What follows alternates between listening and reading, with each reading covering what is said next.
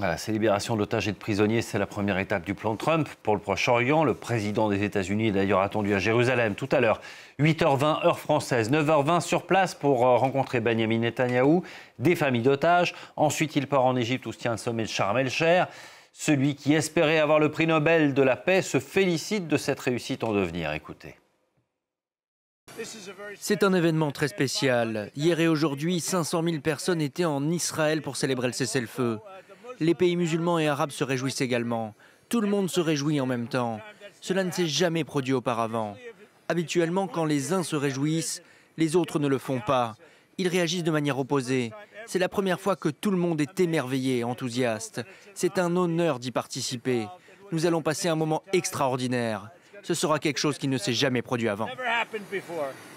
Voilà pour cette image de Donald Trump juste avant de s'envoler donc pour Jérusalem. On va prendre la direction de Washington et notre correspondante Sonia Ghazali. Bonsoir Sonia, Donald Trump est donc attendu vers 8h20 heure française à l'aéroport de Tel Aviv. Quel est le programme du jour pour lui ? Écoutez, la première étape, c'est donc Tel Aviv où le président américain arrivera dans la matinée. Il semblerait qu'il est prévu d'accueillir en personne les otages. C'est une information qui a été relayée par le vice-président américain, J.D. Vance. Et cela pourrait se produire sur la base militaire de Reim, dans le sud d'Israël, où les otages devraient retrouver leur famille. Donald Trump devrait ensuite se rendre à Jérusalem pour faire une allocution devant la Knesset. Et ensuite, le président américain mettra le cap sur Sharm el-Cheikh, en Égypte. Deuxième étape de sa tournée, il doit coprésider un sommet dans l'après-midi avec le président égyptien Abdel Fattah al-Sisi. Les représentants de plus de 20 pays devraient y participer. Alors, il y aura bien sûr la signature de la première phase du plan Trump. Et puis ensuite, il s'agira de formaliser la poursuite du plan de paix, de voir les modalités de la suite et notamment celle qui concerne la force de stabilisation internationale qui doit sécuriser la bande de Gaza après le retrait de l'armée israélienne.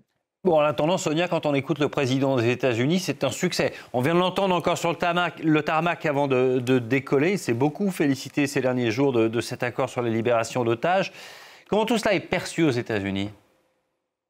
Alors oui, pour Donald Trump et pour son camp, pour le camp MAGA, c'est bien sûr une victoire évidente. Et à bord de l'Air Force One, l'avion présidentiel, en route pour Tel Aviv, Donald Trump n'a pas hésité à affirmer aux journalistes présents à bord que la guerre à Gaza était terminée. Tout le monde applaudit en même temps, c'est du jamais vu, a-t-il dit. Les républicains présentent cela comme un vrai succès personnel de Donald Trump. Le vice-président J.D. Vance, encore une fois, parle déjà d'un Proche-Orient, je le cite, à la veille d'une paix durable. Et il n'a pas hésité dans une interview télévisée hier à attribuer cette avancée diplomatique historique à ce qu'il nomme la diplomatie non traditionnelle de Donald Trump. Dans l'opposition, en revanche, et aussi dans la presse américaine, c'est surtout à ce stade-là la prudence qui est de mise. Ils reconnaissent l'avancée inédite, mais la mise en scène présidentielle d'une fin de guerre est quand même jugée prématurée.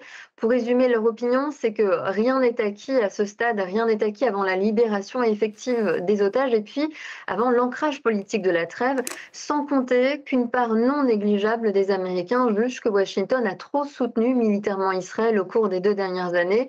Autrement dit, même si l'accord avance, le crédit politique de Trump ne sera pas unanime et dépendra de toute façon des résultats concrets à suivre dans les jours qui viennent.